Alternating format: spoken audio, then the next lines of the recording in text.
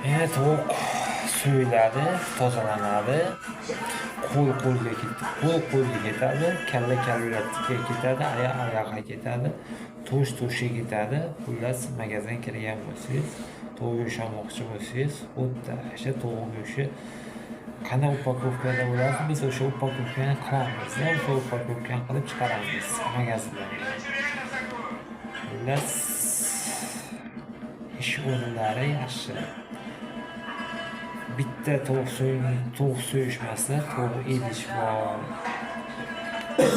Keyin tovuq upakovkalash bor. Tovuqni to'shini qassoblar o'rtacha hisob $2,000–2,500 oylik topishadi.